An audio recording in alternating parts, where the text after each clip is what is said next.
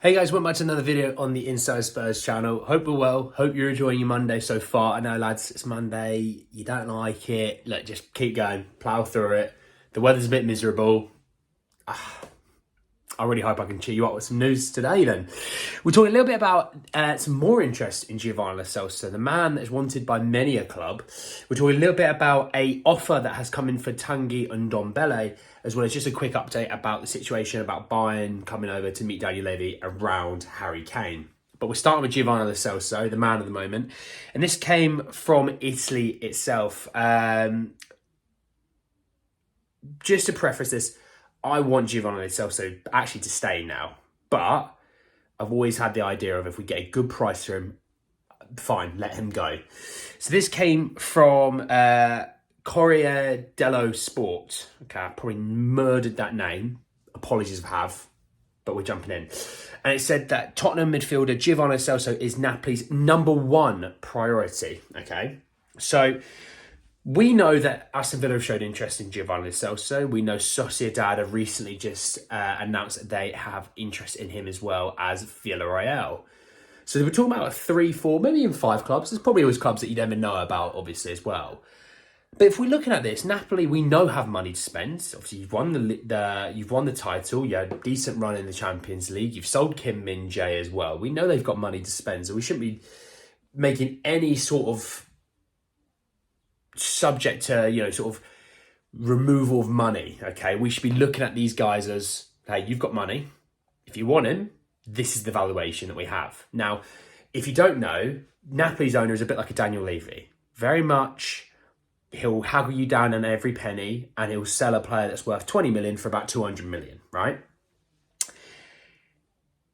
Lo Celso would obviously suit them as a style of play team. I think he suits the Serie A as well. A little bit slower, but, can really play some lovely football. And obviously they had Tanguy and Ndombele there last year. They had an all right season. I don't think he set the world alight, but he had an all right season. Whereas I think Lo Celso suits them a little bit more.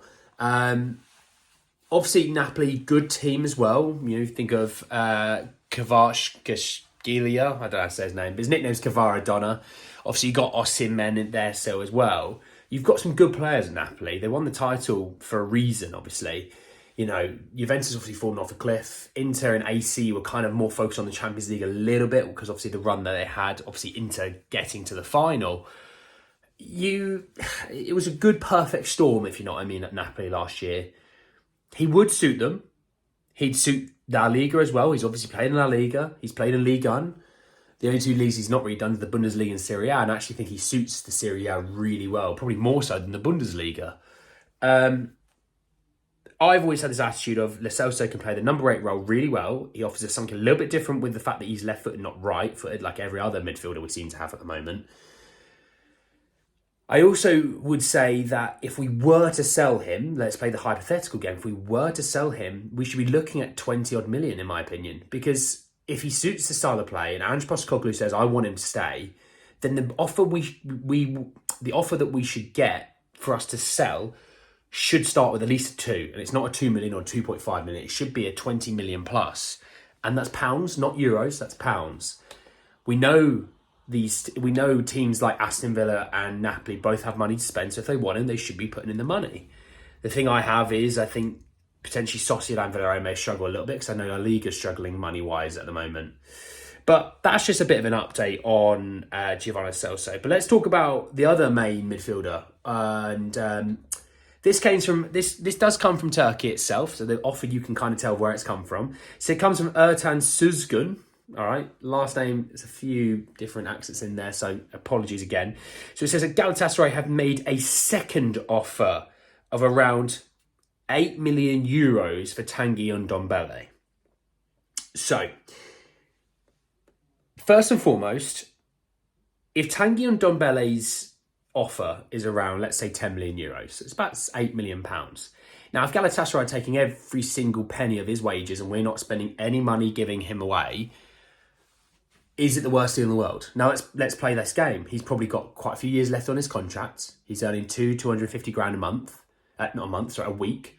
You're looking at 800 to £1 million a month.